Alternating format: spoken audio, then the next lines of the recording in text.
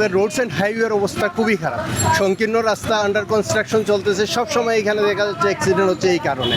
যদি রাস্তাটা বড় করা যায় এবং গাড়িগুলোকে একটা নীতিমালার মধ্যে নিয়ে আসা যায়, ওভারটেক কীভাবে করতে হবে কীভাবে না, এইসব বিষয়ে ড্রাইভারকে ট্রেনিং করতে হবে এবং ওভার স্পিডে গাড়ি যাতে না চালায় এই জন্য রাডারের ব্যবস্থা, ক্যামেরার ব্যবস্থা এগুলো যদি রাখা হয় তাইলে মোটামুটি একটা ভালো পজিশন আমরা আশা করতে পারি। সড়ক দুর্ঘটনা তো আসলে একটি কারণে ঘটে না, বিভিন্ন কারণে সড়ক দুর্ঘটনা, তার জন্য একটা অ্যানালাইসিস কিংবা পরিসংখ্যান ইতিমধ্যে হয়েছে।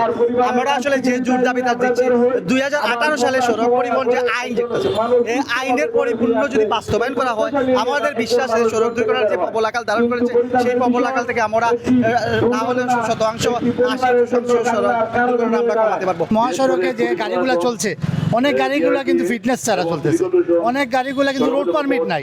এরা কিভাবে চলে? হাইওয়ে পুলিশ একটা সংস্থা আমরা দেখে আসছি, কিন্তু কোনো কাজ নেই, কোনো কাজ করছে না। আমরা শুধু দেখি এটা সড়ক দুর্ঘটনা হলে ওনারা আসেন, আইসা সুরতাহাল রিপোর্ট তৈরি করেন, দেখছি। কিন্তু মহাসড়কে এইসব গাড়িগুলো যে চলে বা এই যে ওভার স্পিডে গাড়িগুলো চলে, এটা তো ওনাদের দায়িত্ব। এখানে তো আমরা স্টেক হোল্ডাররা গিয়ে আমাদের তো সেই ক্ষমতা নাই। আমি অনুরোধ করব, বিশেষ করে সিলেট অঞ্চল নিয়ে আমি কথা বলছি, সিলেটের জেলা প্রশাসক মহোদয়কে, আজকে আপনি একটা টাস্ক ফোর্স গঠন করেন এবং এই টাস্ক ফোর্সে আপনি প্রশাসনের পাশাপাশি স্টেক হোল্ডারদেরকে রাখে এটা মনিটরিং করেন।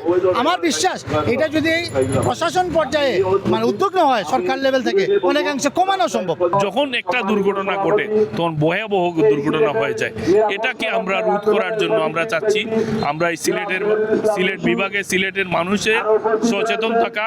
যখন আপনি যাত্রী হবেন, ড্রাইভার সাহেব কখন কিভাবে গাড়ি চালাচ্ছে এটাকে আপনাকে মনিটরিং করতে হবে। যে সময় আমরা ঘর থেকে বের হই, আমরা যেন নিরাপদে নিশ্চিন্তে যেন আমরা আবারও ঘরে ফিরে যেতে পারি এবং সেই আন্দোলনটা আসলে সবাইকে সচেতন হতে হবে এবং সচেতনতার মাধ্যমে আসলে সড়ক দুর্ঘটনা অনেকটা রোধ করা যায়।